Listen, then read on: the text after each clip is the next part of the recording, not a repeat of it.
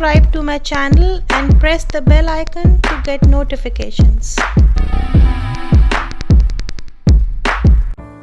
Hello friends, कैसे हैं आप? उम्मीद करती हूँ आप सब ठीक होंगे। आज मैं बात करूँगी विटामिन B12 डेफिशिएंसी के बारे में, which is a very common problem. India में अबाउट 47% लोगों को विटामिन B12 डेफिशिएंसी है, बट हम लोग उसके बारे में ज़्यादा नहीं जानते हैं, इसलिए उसके सिम्टम्स को इग्नोर कर देते हैं और फिर बाद में ये प्रॉब्लम बहुत ज़्यादा बढ़ जाती है और बहुत सी बीमारियां हो जाती हैं। तो सबसे पहले जानते हैं कि विटामिन B12 क्या है। विटामिन B12 एक वाटर सोल्यूबल विटामिन है जो कि विटामिन B कॉम्प्लेक्स मतलब विटामिन B ग्रुप को बिलोंग करता है।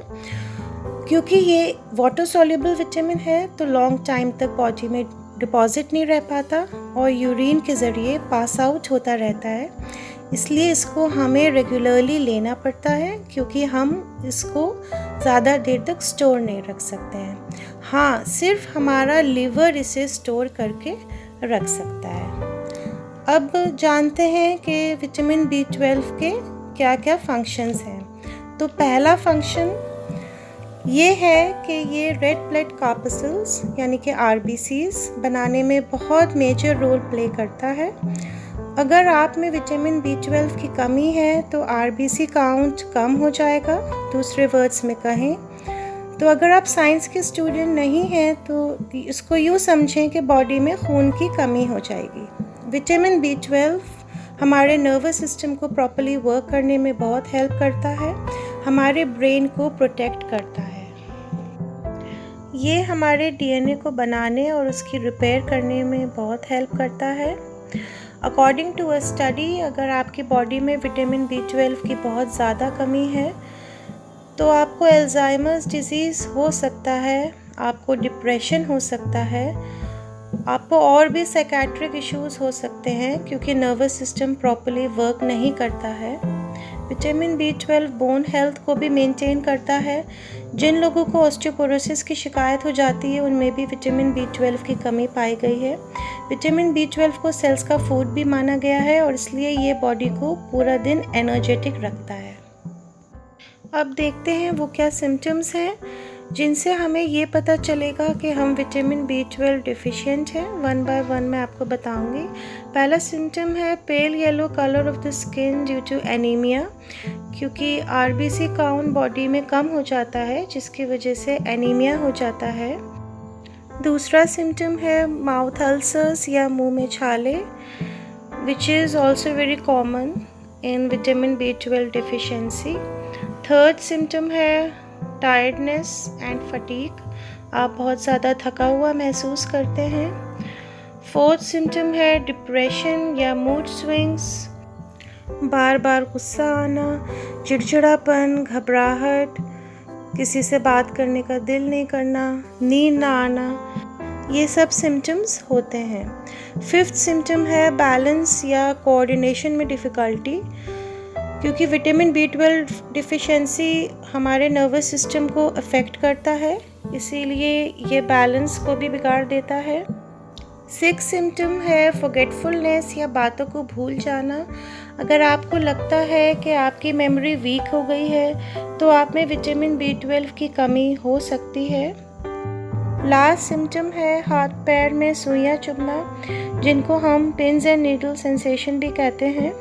अगर आप में इनमें से 4 या इससे ज़्यादा सिम्टम हैं तो अपने विटामिन B12 लेवल ज़रूर चेक करवाएं और अपने डॉक्टर से मिलें। अब बात करते हैं डेली रिक्वायरमेंट की। इन एन अडल्ट हमें डेली 2.4 माइक्रोग्राम विटामिन B12 की ज़रूरत होती है। अब बात करते हैं सोर्सेस की जिनसे हमें विटामिन B12 मिल सकता है।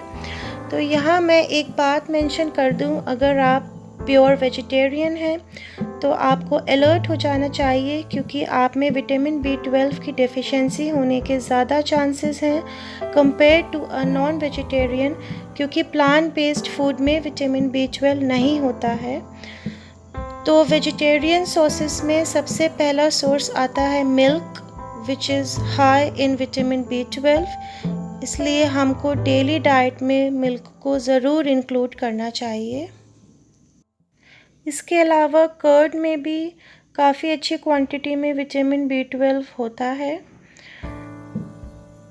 और पनीर में भी विटामिन B12 है, ये भी अच्छा सोर्स माना जाएगा। और आप चीज़ भी ले सकते हैं। अब बात करते हैं नॉन वेजिटेरियन सॉसेस के बारे में। उसमें सबसे पहले आता है fish, which is a very good source of vitamin B12।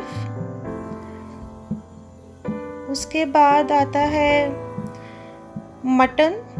आप मटन को भी अपनी डेली डाइट में शामिल कर सकते हैं अगर आपको पसंद हो तो। इसके अलावा चिकन और फिर एग्स भी ले सकते हैं, which is also a good source of vitamin B12। तो फ्रेंड्स, अगर हमारी डाइट में सफिशिएंट विटामिन B12 होगा तो हमें इसकी कमी नहीं होगी और फिर इससे रिलेटेड प्रॉब्लम्स भी नहीं होंगी। बट कुछ कंडीशंस में आपको विटामिन B12 रिच डाइट लेने के बाद भी इसकी डेफिशिएंसी हो सकती है। ये तब होगा जब बॉडी में इसका प्रॉपर एब्जॉर्प्शन नहीं हो पाता है, जैसे डायरिया, डिसेंट्री या फिर GIT से रिलेटेड किसी को कोई डिजीज़ हो, या डायबिटीज़ में कुछ मेडिसिन्स ली जाती हैं लाइक मेटफॉर्मिन, उसको लेने से, या अगर कोई एंटासिड्स या फिर PPIs ले रहा है तो उसको भी विटामिन B12 की डेफिशिएंसी हो जाती है। इसीलिए हमको इसका भी ध्यान रखना होगा। तो friends, I hope vitamin B12 के बारे में ये जानकारी आपको ज़रूर पसंद आई होगी।